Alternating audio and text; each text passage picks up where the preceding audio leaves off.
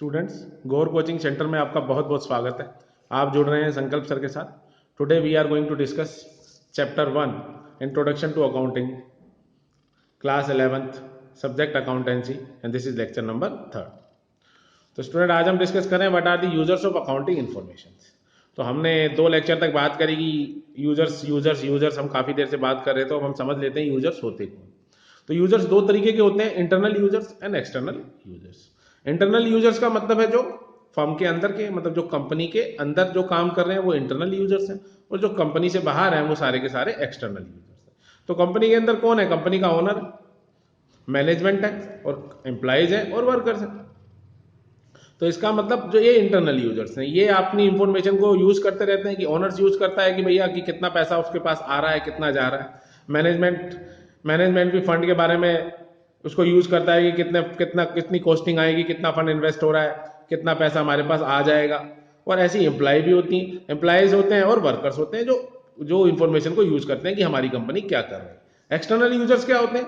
जो इंटरनल को तो जरूरत है ही, लेकिन एक्सटर्नल भी आप पे नजर रखते हैं, क्योंकि एक्सटर्नल यूजर्स कौन होते हैं? जिनसे आपने पैसा लिया होता है। जैसे आपने बैंक से लोन ले रखा है, तो बैंक आप पे ध्यान रखेगा कि भाई आप ठीक से काम कर भी रही है, कहीं पता लगे आप लॉस में और बैंक का लोन ना चुका पाए, तो इसलिए बैंक आपका एक्सटर्नल यूजर्स है। वो आपके इंटरनल कामों में कोई इंटरफेयर नहीं कर रहा है, लेकिन वो एक्सटर्नली आपको चेक करता रहता है। ऐसी इन्वेस्टर्स एंड पोटेंशियल इन्वेस्टर। तो इन्वेस्टर क्या होते हैं? जो आप पे ध्यान रखते हैं, वो कंपनी के शेयर खरीदना चाहते हैं, वो आपकी कंपनी में इन्वेस्ट करना चाहते हैं, इसलिए वो आपकी अकाउंटिंग में नजर रखते हैं कि आपकी कंपनी कितना पैसा कमा रही है।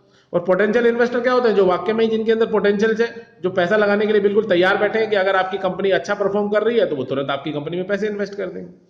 ऐसी क्रेडिटर्स है, क्रेडिटर्स मतलब जो लेनदार है। तो लेनदारों को पैसे लेने हैं, इसलिए वो आप पे नजर रखते हैं। वो आपकी कंपनी की जो अकाउंटिंग इन्फॉर्मेशन है उसको यूज करते रहते हैं कि अगर कंपनी प्रॉफिट कमा रही है तो इसका मतलब क्रेडिटर्स को भरोसा है कि वो आपका पैसा मिल जाएगा, वो उनको पैसा लौटा दिया जाएगा। ऐसी गवर्नमेंट एंड उसकी अथॉरिटीज भी आप पे नजर रखती है। और पब्लिक जो है वो अगर वो आपसे जुड़ना चाहती है, वो आपके शेयर खरीदना चाहती है, तो वो आपकी इंफॉर्मेशन पे नजर रखती है। तो इस तरीके से इंटरनल यूजर्स हो गए।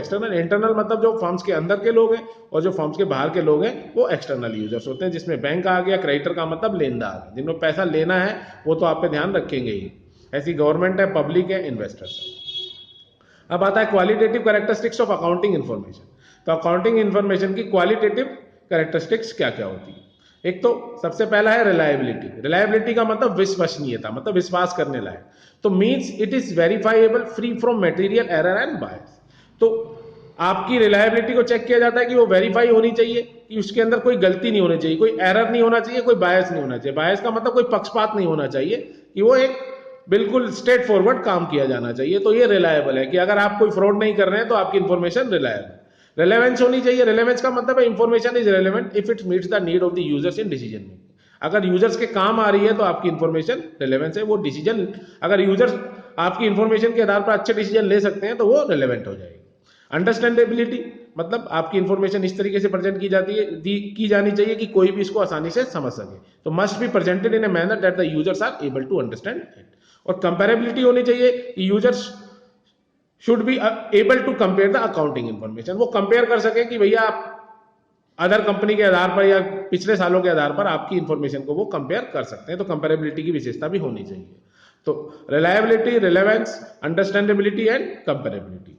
And what are the systems of accounting, अगला टॉपिक है, this is last, double entry system and single entry system.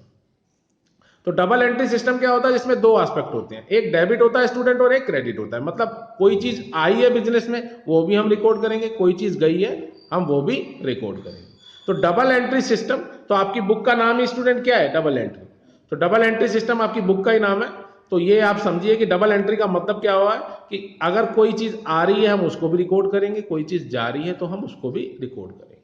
Suppose मान लो आपने फर्नीचर परचेज किया है, तो अगर आप फर्नीचर परचेज करते हैं तो स्टूडेंट आपके पास फर्नीचर आ रहा है, लेकिन फ्री में तो हुआ नहीं, आपने पैसा भी दिया होगा, तो कैश आपके पास से जा रहा है। तो जो चीज आ रही है हमने उसको भी रिकॉर्ड कर लिया, जो चीज गई है हमने उसको भी रिकॉर्ड कर लिया। यही आपकी डबल एंट्री सिस्टम है, जो आप जब जर्नल सीखेंगे तो आप इसी फॉर्मेट में लिखेंगे, जैसे date, particular, LF, debit. DR का मतलब डेबिट है, सीआर का मतलब क्रेडिट। मतलब एक एस्पेक्ट इसके अंदर डेबिट होता है, एक एस्पेक्ट उसके अंदर क्रेडिट होता है। तो यही एक डबल एंट्री का कंसेप्ट है कि फर्नीचर को हमने डेबिट कर लिया एंड कैश को हमने क्रेडिट कर लिया। तो स्टूडेंट अभी इस पर बहुत ज़्यादा फोकस नहीं करना, बस ये ध्यान रखना है कि डबल एंट्री का मतलब है आने वाली जो आया है उसको भी रिकॉर्ड करेंगे, जो गया है उसको भी रिकॉर्ड करेंगे, तो हम उसको डेबिट और क्रेडिट के नाम से रिलेट करते हैं। तो double entry system of accounting is a system of accounting under which both debit and credit aspect of accounting are recorded. तो एक डेबिट भी रिकॉर्ड किया जाता है और एक क्रेडिट भी। तो इस तरीके से हम डेबिट को मेंशन करते हैं डीआर एंड क्रेडिट को हम सीआर से मेंशन करते हैं। तो फर्नीचर परचेज किया तो इसका मतलब फर्नीचर आया है तो वो भी रिकॉर्ड किया, और पैसा गया है कैश चला गया तो वो भी हमने रिकॉर्ड कर लिया। तो एडवांटेज क्या है डबल एंट्री सिस्टम के? तो ये थोड़ा साइंटिफिक सिस्टम है। आप देख रहे हैं कि ऐसा आप फर्स्ट टाइम अपनी जिंदगी में देख रहे होंगे, क्योंकि अकाउंटेंसी आप पहली बार पढ़ रहे हैं, तो आप ये कंसेप्ट डेट, पर्टिकुलर, एलएफ, डीआरएन चाहिए। तो ये थोड़ा साइंटिफिक सिस्टम है, तो ये साइंस पे बेस्ड है, मतलब इसको आपको सीखना पड़ेगा। एक सेकंड पॉइंट है कंप्लीट रिकॉर्ड्स ऑफ ट्रांजैक्शन। तो ट्रांजैक्शन का पूरा कंप्लीट रिकॉर्ड्स, ऐसे ही आप इसको और ट्रांजैक्शन होती जाएंगी, आप इसको रिकॉर्ड करते जाएंगे और लास्ट में आप इसका टोटल कर लेंगे। तो साइंटिफिक सिस्टम है, कंप्लीट रिकॉर्ड्स ऑफ ट्रांजैक्शन का रखते हैं आप। प्रॉफिट एंड लॉस निकालने में मदद करता है। Knowledge of financial position, financial position मतलब बिजनेस की क्या पोजीशन है आपको वो जानने में मदद मिलती है। मैनेजमेंट को हेल्प करता है ताकि मैनेजमेंट उसके आधार पर क्या ले सके, एक अच्छा डिसीजन ले सकता है। And frauds and miss appropriation, अगर कोई फ्रॉड्स हो रहे हैं, कुछ मिस अप्रोप्रिएशन हो रही है, तो आप उसको आसानी से डिटेक्ट कर सकते हैं, क्योंकि आप आसानी से पता लगा सकते हैं। और दूसरा सिस्टम होता है single entry system. Single entry system का मतलब होता है स्टूडेंट कि इसमें हम एक ही एस्पेक्ट रिकॉर्ड करते हैं, आने का या जाने का। तो इसलिए ये चीज ये आप लास्ट में पढ़ेंगे, इसका अभी इंपॉर्टेंस नहीं है, फिलहाल आप डबल एंट्री पे कंसेप्ट को ध्यान रखिए। तो स्टूडेंट आशा करता हूँ वीडियो बहुत अच्छे से समझ आया होगा, कोई गलती हुई तो माफ कीजिएगा। Thank you very much.